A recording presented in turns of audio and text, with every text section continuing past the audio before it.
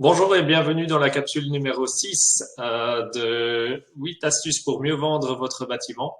Aujourd'hui, on va prendre connaissance de comment avoir un intérieur neutre, qu'est-ce qu'il faut faire, qu'est-ce qu'il ne faut pas faire. On entend beaucoup de croyances sur comment mettre en valeur son bâtiment ou ce qu'il faut enlever.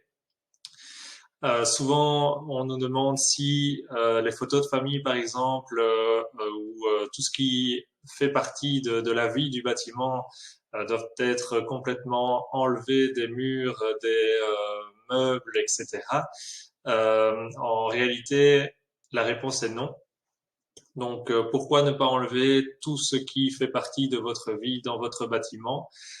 C'est parce que votre bâtiment, bien que ce soit des éléments personnels, il faut que il puisse permettre aux personnes de s'y projeter facilement. Si vous avez une maison 5 chambres avec enfants, etc., une maison familiale, il y a beaucoup de chances que vos acquéreurs soient également une famille avec enfants, etc.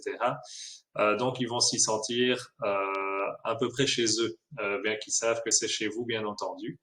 Par contre, si vous enlevez tout ce qui est personnel de votre bâtiment, donc typiquement cadre au mur, photos, etc.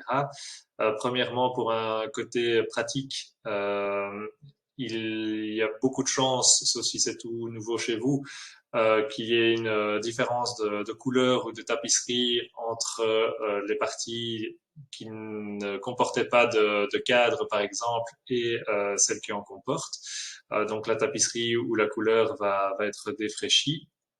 L'image qui est renvoyée aux personnes, outre le fait qu'il y a un espace manquant, c'est surtout ah ben c'est bien, il y avait des cadres, ça c'était une chose, mais surtout maintenant j'ai une peinture à refaire, alors que si c'était resté pardon tout à fait normal, c'est pas une réflexion qu'ils auraient eu en tête en tout cas.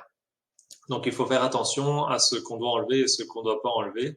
Une visite immobilière, ce n'est pas une visite d'un musée où tout est aseptisé et où on fait se balader les gens dans notre intérieur sans émotion. C'est vraiment une particularité de la vente immobilière, à contrario des voitures où vous pouvez retrouver 15 fois la même voiture si vous avez envie.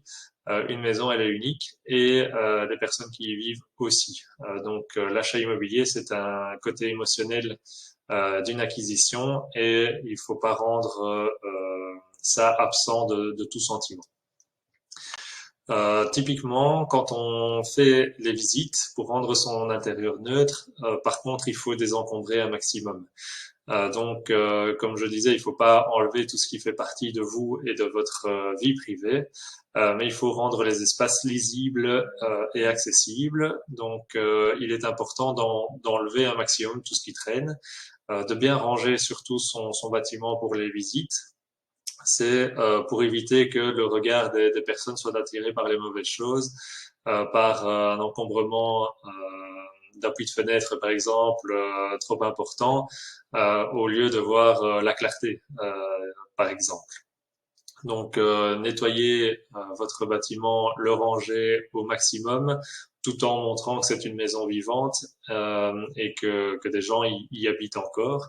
Important aussi, donc on le voit ici sur l'image, tout ce qui est store, tenture et autres, les gens doivent se sentir accueillis. Donc, il faut pas qu'ils viennent chez vous et qu'ils se disent ah on est en train de les déranger. Ils avaient déjà fermé toutes les tentures, par exemple, ou les stores. Ils étaient prêts à souper ou à dormir.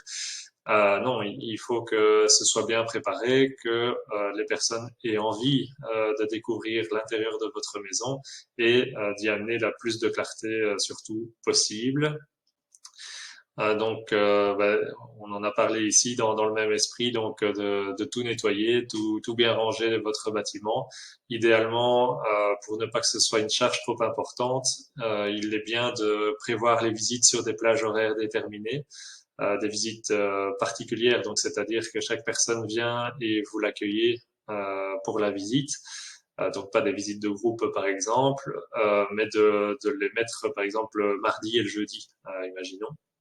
Comme ça, vous ne faites le gros effort ou le gros nettoyage qu'une ou deux fois par semaine et vous accueillez les personnes dans les meilleures conditions possibles. Donc ça c'est avoir un intérieur neutre, ce n'est pas dépersonnifier totalement votre chez vous ou le rendre musée, c'est tout simplement faire un effort pour un bon accueil. C'est un peu comme quand vous recevez des personnes chez vous à souper ou peu importe. Ben, vous allez faire un effort sur le rangement, etc. Et la propreté. Ben, c'est exactement la même chose. Les personnes qui viennent visiter chez vous, ben, vous les accueillez, vous essayez de les accueillir au mieux. On reçoit aussi beaucoup de questions quand ce sont des indivisions ou des successions tout simplement. Est-ce qu'il faut enlever les meubles ou pas? En réalité, ça dépend du mobilier qui est présent, du style du bâtiment. Parfois, des bâtiments vont être plus attractifs avec le mobilier parce que les espaces sont parfois plus petits, le mobilier est bien intégré dedans et donc donne un objectif à la pièce. Parfois, les meubles ne sont plus du tout au goût du jour, encombrent très fort la pièce et rendent les espaces plus petits que ce qu'ils ne sont. Donc ça, c'est vraiment au cas par cas qu'on peut analyser. Est-ce qu'il vaut mieux tout enlever ou bien laisser et réaménager peut-être aussi son intérieur. Voilà pour cette capsule numéro 6 sur l'intérieur neutre. Donc la prochaine capsule, c'est les petits travaux éventuels qu'il faut faire pour mieux vendre. Et donc vous la recevrez comme toujours demain dans votre boîte email. À demain.